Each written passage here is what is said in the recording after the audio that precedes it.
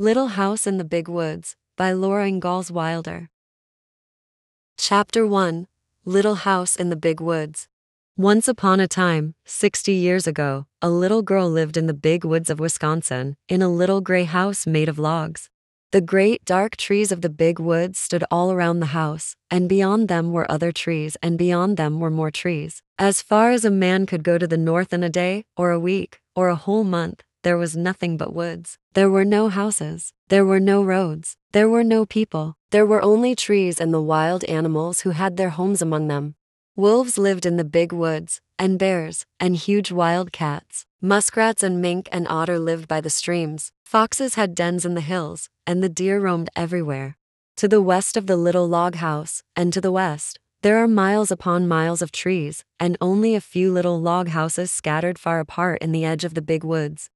So far as the little girl could see, there was only the one little house where she lived with her father and mother, her sister Mary, and baby sister Carrie. A wagon track ran before the house, turning and twisting out of sight in the woods where the wild animals lived, but the little girl didn't know where it went, nor what might be at the end of it. The little girl was named Laura, and she called her father Pa and her mother Ma. In those days, and in that place, children did not say father and mother, nor mama and papa, as they do now. At night, when Laura lay awake in the trundle bed, she listened and could not hear anything at all, but the sound of the trees whispering together. Sometimes, far away in the night, a wolf howled. Then he came nearer, and howled again. It was a scary sound. Laura knew that wolves would eat little girls, but she was safe inside the solid log walls. Her father's gun hung over the door, and good old Jack, the brindle bulldog, lay on guard before it. Her father would say, "Go to sleep, Laura. Jack won't let the wolves in." So Laura snuggled under the covers of the trundle bed, close beside Mary, and went to sleep. One night her father picked her up out of bed and carried her to the window so that she might see the wolves. There were two of them sitting in front of the house. They looked like shaggy dogs. They pointed their noses at the big bright moon and howled. Jack paced up and down before the door, growling. The hair stood up along his back, and he showed his sharp, fierce teeth to the wolves. They howled, but they could not get in. The house was a comfortable house. Upstairs there was a large attic, pleasant to play in when the rain drummed on the roof. Downstairs was the small bedroom, and the big room. The bedroom had a window that closed with wooden shutter. The big room had two windows with glass in the panes, and it had two doors, a front door and a back door. All around the house was a crooked rail fence, to keep the bears and the deer away. In the yard in front of the house were two beautiful big oak trees. Every morning as soon as she was awake, Laura ran to look out of the window, and one morning she saw in each of the big trees a dead deer hanging from a branch. Pa had shot the deer the day before, and Laura had been asleep when he brought them home at night and hung them high in the trees so the wolves could not get the meat. That day Pa and Ma and Laura and Mary had fresh venison for dinner. It was so good that Laura wished they could eat it all, but most of the meat must be salted and smoked and packed away to be eaten in the winter. For winter was coming. The days were shorter, and frost crawled up the window panes at night. Soon the snow would come. Then the log house would be almost buried in snowdrifts, and the lake and the streams would freeze. In the bitter cold weather, Pa could not be sure of finding any wild game to shoot for meat. The bears would be hidden away in their dens, where they slept soundly all winter long. The squirrels would be curled in their nests in hollow trees, with their furry tails wrapped snugly around their noses. The deer and the rabbits would be shy and swift. Even if Pa could get a deer, it would be poor and thin, not fat and plump as deer are in the fall. Pa might hunt alone all day in the bitter cold, in the big woods covered with snow, and come home at night with nothing for Ma and Mary and Laura to eat.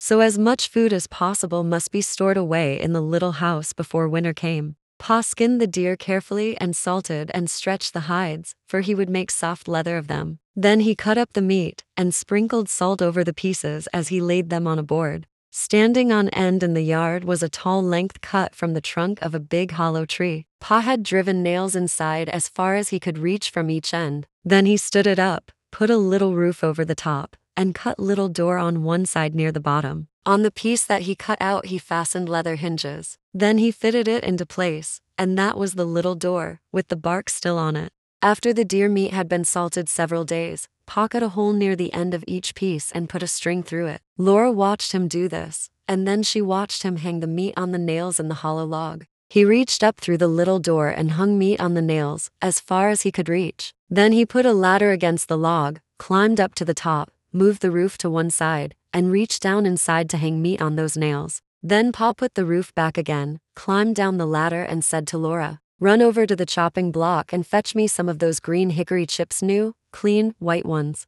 So Laura ran to the block where Pa chopped wood and filled her apron with the fresh, sweet-smelling chips.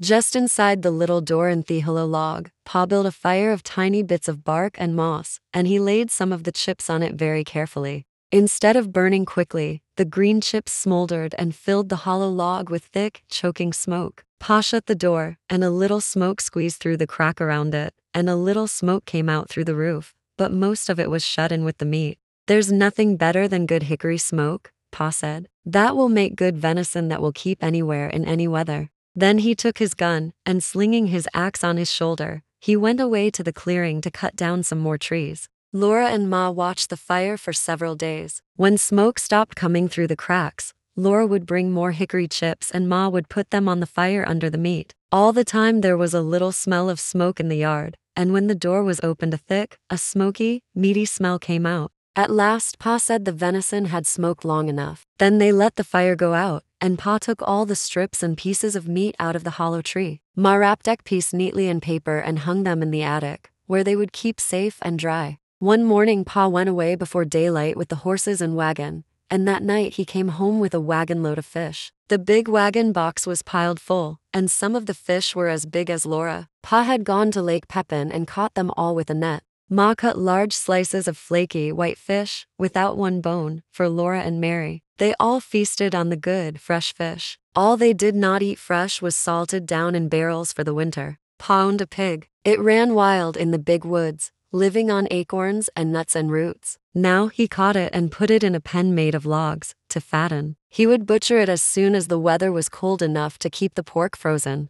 Once in the middle of the night, Laura woke up and heard the pig squealing. Pa jumped out of bed, snatched his gun from the wall, and ran outdoors. Then Laura heard the gun go off twice.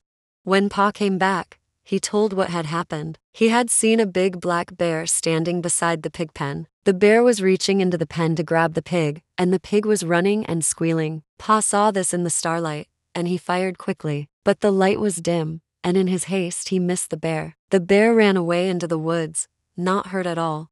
Laura was sorry Pa did not get the bear. She liked bear meat so much. Pa was sorry too, but he said, "Anyway, I saved the bacon." The garden behind the little house had been growing all summer. It was so near the house that the deer did not jump the fence and eat the vegetables in the daytime, and at night Jack kept them away. Sometimes in the morning there were little hoof prints among the carrots and the cabbages. But Jake's tracks are there too, and the deer had jumped right out again. Now the potatoes and the carrots, the beets and turnips and cabbages were gathered and sorted in the cellar, for freezing nights had come. Onions were made into long ropes, braided together by their tops, and then were hung in the attic beside wreaths of red peppers strung on threads. The pumpkins and the squashes were piled in orange and yellow and green heaps in the attic's corners. The barrels of salted fish were in the pantry, and yellow cheeses were stacked on the pantry shelves. Then one day, Uncle Henry came riding out of the big woods. He had come to help Pa butcher. Ma's big butcher knife was already sharpened, and Uncle Henry had brought Aunt Polly's butcher knife. Near the pig pen, Pa and Uncle Henry built a bonfire and heated a great kettle of water over it. When the water was boiling, they went to kill the hog. Then Laura ran and hid her head on the bed and stopped her ears with her fingers so she could not hear the hog squeal. "It doesn't hurt him, Laura," Pa said. "We do it so quickly." But she did not want to hear him squeal. In a minute she took one finger cautiously out of an ear and listened. The hog had stopped squealing. After that, butchering time was great fun. It was such a busy day, with so much to see and do. Uncle Henry and Pa were jolly, and there would be spare ribs for dinner, and Pa had promised Laura and Mary the bladder and the pig's tail. As soon as the hog was dead, Pa and Uncle Henry lifted it up and down in the boiling water till it was well scalded. Then they laid it on a board and scraped it with their knives, and all the bristles came off. After that they hung the hog in a tree, took out the insides, and left it hanging to cool. When it was cool, they took it down and cut it up. There were hams and shoulders, side meat, and spare ribs and belly. There was the heart, and the liver, and the tongue, and the head to be made into head cheese, and the dishpan full of bits to be made into sausage.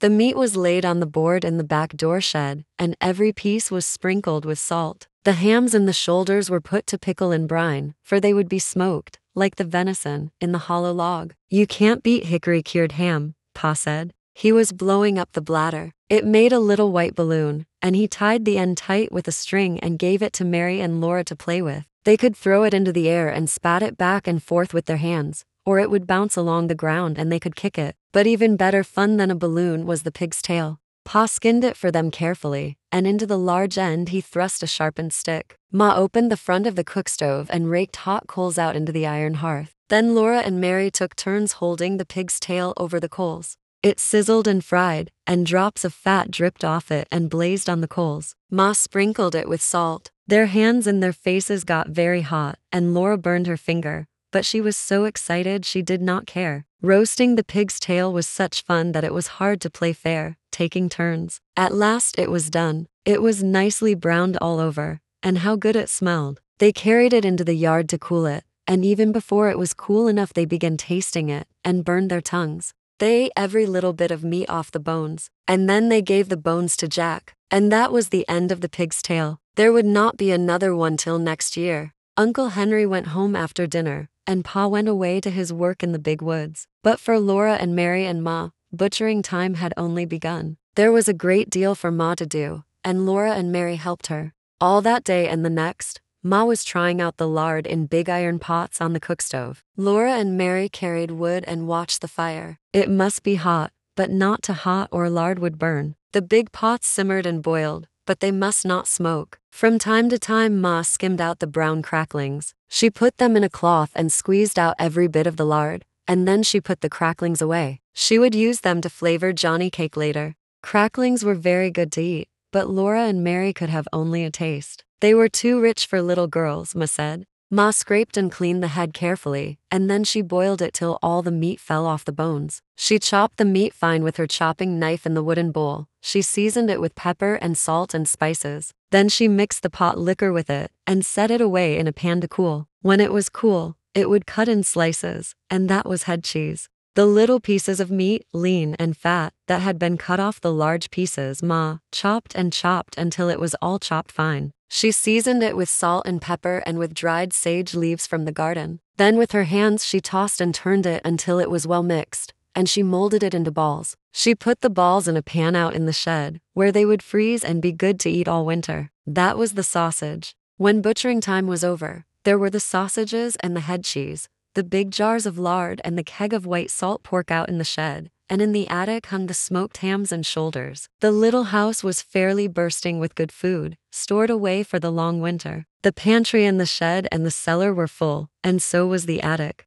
Laura and Mary must play in the house now, for it was cold outdoors, and the brown leaves were all falling from the trees. The fire in the cook stove never went out. At night Pa banked it with ashes to keep the coals alive till morning. The attic was a lovely place to play. The large, round-colored pumpkins made beautiful chairs and tables. The red peppers and onions dangled overhead. The hams and the venison hung in their paper wrappings, and all the bunches of dried herbs, the spicy herbs for cooking and the bitter herbs for medicine, gave the place a dusty, spicy smell. Often the wind howled outside with a cold and lonesome sound. But in the attic Laura and Mary played house with the squashes and the pumpkins, and everything was snug and cozy. Mary was bigger than Laura, and she had a rag doll named Nettie. Laura had only a corncob wrapped in a handkerchief, but it was a good doll. It was named Susan. It wasn't Susan's fault that she was only a corncob. Sometimes Mary let Laura hold Nettie, but she did it only when Susan couldn't see.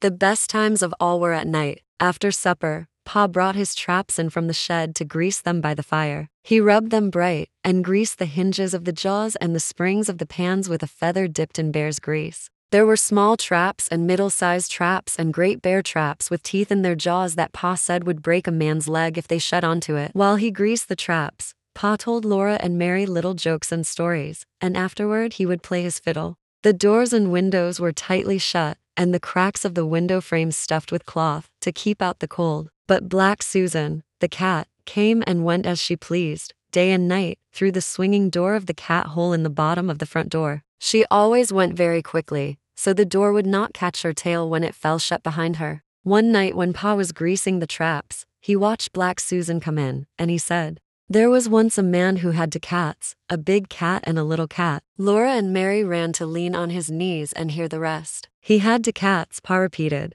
"a big cat and a little cat. So he made a big cat hole in his door for the big cat, and then he made a little cat hole for the little cat." There Pa stopped. "But why couldn't the little cat?" Mary began. "Because the big cat wouldn't let it," Laura interrupted. "Laura, that is very rude. You must never interrupt," said Pack. "But I see," he said, "that either one of you has more sense than the man who cut the two cat holes in his door." Then he laid away the traps, and he took his fiddle out of its box, and began to play. That was the best time of all.